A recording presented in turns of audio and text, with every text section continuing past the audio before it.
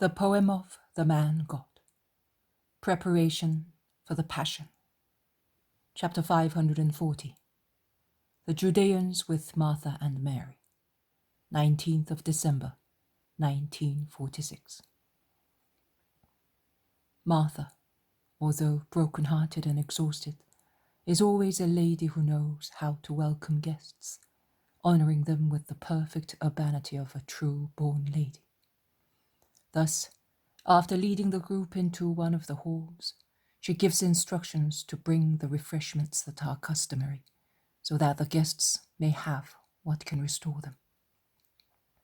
The servants move around, pouring hot drinks of vintage wines and offering beautiful fruit, dates as fair as topazes, raisins, something like our sweet grapes, in bunches fantastically perfect, liquid honey, all served from precious amphorae, cups, plates, and trays. And Martha watches carefully that no one is neglected. Nay, she instructs her domestics to serve the guests according to their ages, and to each individual whose tempers are well known to her. She stops a servant who is going towards Helkai with an amphora full of wine and a chalice, and she says to him, "Tobias, don't offer him wine, but honeyed water and the juice of dates." And she says to another one, "I am sure John will prefer wine. Offer him some of our white raisin wine." And she personally offers old Hananiah, the scribe, warm milk, which she sweetens with plenty gold and honey, saying, "It will do your cough good. You sacrificed yourself by coming here, particularly as you are poorly, and it is a cold day. It affects me to see you all so thoughtful." "It is our duty, Martha. Eucharia belonged to our race, a true Jewess who honored us all." "The homage paid to the venerated memory of my mother touches my heart. I will repeat your words to Lazarus." "But we want to greet him.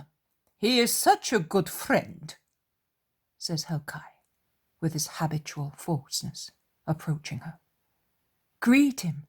It is not possible. He is too exhausted." "Oh, we shall not disturb him, shall we, my friends? It is enough for us to say goodbye to him from the threshold of his room," says Felix. "I cannot.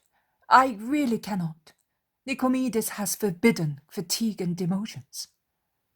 "A glance at our dying friend will not kill him, Martha," says Callisibona. "It would grieve us too much not having greeted him." Martha is upset and hesitant. She looks towards the door, perhaps to see whether Mary is coming to help her, but Mary is absent. The Judeans notice her excitement, and Zadok, the scribe, points it out to Martha. "It looks as if our visit is upsetting you, woman." "No, not at all. Have sympathy for my grief. I have been living for months near my dying brother, and I am no longer able, and I no longer know how to behave at parties as I did in the past." "Oh, it is not a party. We did not even expect you to honor us thus. Perhaps you want to hide something from us, and that is why you are not letting us see Lazarus, and you forbid us to go into his room.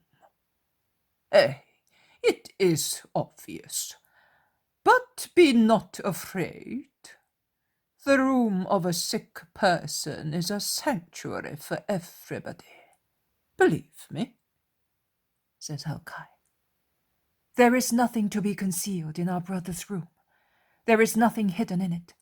There is only a dying man, who, for pity's sake, ought to be spared all painful memories. And you, Helkai, and you all, are painful memories for Lazarus. says Mary, in a beautiful, harmonious voice, appearing at the door and holding the curtain to one side with her hand. Mary, says Martha, moaning imploringly, to check her. Nothing, sister. Let me speak. She then addresses the others. And to remove every possible doubt of yours, one of you, it will thus be only one memory of the past renewing grief, may come with me, if the sight of a dying man does not disgust him, and the stench of a dying body does not make him sick. And are you not a grieving memory? Asks ironically the Herodian, whom I have already seen, but I do not remember where, coming away from his corner and standing in front of Mary. Martha utters a groan. Mary looks like an angry eagle. Her eyes are flashing.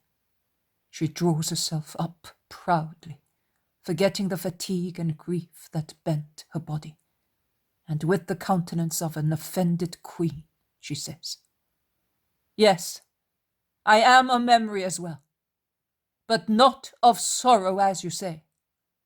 I am the memory of God's mercy, and Lazarus is dying in peace, seeing me, because he knows that he is giving up his spirit into the hands of infinite mercy. Those are not the words of days gone by. Your virtue, you may display it to those who do not know you. But not to you, is that right? But I am going to place it right under your eyes, to tell you that birds of a feather flock together. In those days, unfortunately, I was near you, and I was like you. Now I am near the Holy One, and I am becoming honest. What has been destroyed cannot be rebuilt, Mary. In fact, you, all of you, can no longer rebuild your past. You cannot rebuild what you have destroyed. You cannot, personally, as you horrify me. And none of the rest can, who offended my brother when he was grieved. And now you pretend to be his friends for a wicked purpose. Oh, you are bold, woman. The rabbi may have driven many demons out of you, but he did not make you become mild, says one who is about 40 years old. No, Jonathan ben Annas, he did not make me weak. He made me stronger with the boldness of one who is honest, of one who wants to become honest once again, and has broken all ties with the past to start a new life. Come on, who is coming to see Lazarus? She is as authoritative as a queen. She dominates them all with her frankness, with no mercy even towards herself. Martha instead is dejected, with tears in her eyes, looking imploringly at Mary that she may keep quiet. I will come, says Helkai, sighing like a victim, and he is as false as a serpent. They go out together. The others address Martha. Your sister, still the same character, but she should not behave like that. She has so much to be forgiven for, says Uriel, the rabbi seen at Giscala, the one who struck Jesus with stones. Under the lash of such words, Martha recovers her strength and says, God has forgiven her. No other forgiveness is thus required, and her present life is an example for the world.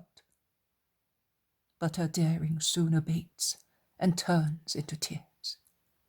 She moans, weeping. You are cruel towards her and towards me. You have no pity for our past and of our present sorrow. Why did you come? To offend and grieve us? No, woman, no. Only to greet the great Judean who is dying, for no other reason. You must not take our good intentions amiss. We heard from Joseph and Nicodemus that he was growing worse, and we came, as they did, the two great friends of the Rabbi and of Lazarus. Why do you want to treat us differently, since we love the Rabbi and Lazarus as they do? You are not fair. Can you deny that they have come with John, Eleazar, Philip, Joshua, and Joachim to hear how Lazarus was, and that also Manaen has come? I am not denying anything, but I am surprised that you are so well informed. I did not think that also the interior of houses is pried into by you. I did not know that there is a new precept in addition to the 613. That is, to inquire into and spy upon the intimate affairs of families. Oh, excuse me, I am offending you. Sorrow is depriving me of my senses, and you are aggravating it. Oh, we understand you, woman. And because we thought you would be both deprived of your senses, we have come to give you some good advice. Send for the master. Also yesterday, 7 lepers have come to praise the Lord, because the Rabbi had cured them. Send for him also on behalf of Lazarus. My brother is not a leper, shouts Martha convulsively. Is that why you wanted to see him? Is that why you have come? No, he's not a leper. Look at my hands. I have cured him for years, and there is no leprosy on me. My hands are reddened by spices, but I am not a leper. I have no... Peace, woman. And who said that Lazarus is a leper? And who suspects such a dreadful sin in you as that of hiding a leper? And do you think that, for all your power, we would not have struck you if you had sinned? In order to have the precepts obeyed, we are quite prepared to pass over our fathers and mothers, our wives and children. I, Jonathan of Uzziel, am telling you. Certainly, that's right. And now we tell you, out of the love we have for you and we had for your mother and for Lazarus' sake, send for the master. Are you shaking your head? Do you mean that it is too late by now? What? You, Martha, the faithful disciple, have no faith in him? That's bad. Are you beginning to doubt as well? Says Archelaus. You are blaspheming, scribe. I believe in the master as I believe in the true God. Why do you not want to try then? He has raised the dead, at least, so they say. Perhaps you do not know where he is? If you wish, we will look for him. We will help you, says Felix, in an insinuating way. No, In Lazarus's house they certainly know where the rabbi is. Tell us frankly, woman, and we will depart and look for him, and we will bring him to you. And we shall be present at the miracle to rejoice with you, with all of you, says Zadok, tempting her. Martha is hesitant. She is almost tempted to yield. The others insist while she says, I do not know where he is. I really do not know. He went away some days ago and he said goodbye to us, like one who goes away for a long time. I would be relieved if I knew where he is, if at least I knew. But I do not know. That is the truth. Poor woman, but we will help you. We will bring him to you, says Cornelius. No, it is not necessary. The Master. You are speaking of him, are you not? The Master said that we must hope beyond hope, and in God only. And we will do that, says Mary, in a thundering voice, as she comes back with Helkai, who departs from her at once and goes towards 3 Pharisees, bending down to speak to them. But he is dying, according to what I hear, says Doris, who is one of the 3. So what? Let him die. I will not obstruct God's decree, and I will not disobey the rabbi. And what do you expect after his death, foolish woman? Says the Herodian, mockingly. What? Life! Her voice is a cry of absolute faith. Life! Be sincere. You know that he has no power against real death. And in your foolish love for him, you do not want that to become known. Go out, all of you! It would be for Martha to tell you, but she is afraid of you. I am only afraid of offending God, who has forgiven me. And I am telling you, in Martha's stead, go out, all of you. There is no room in this house for those who hate Jesus Christ. Out! Go to your gloomy dens, all out! Or I will get the servants to drive you out like a herd of unclean beggars. She is imposing in her wrath. The Judaeans slink away in the most cowardly way in front of the woman. It is true that that woman looks like an enraged archangel. As they leave the hall and cross the threshold, passing in front of Mary, she glares at them, creating for each an immaterial Claudine fork, under which the pride of the defeated Judeans is compelled to stoop.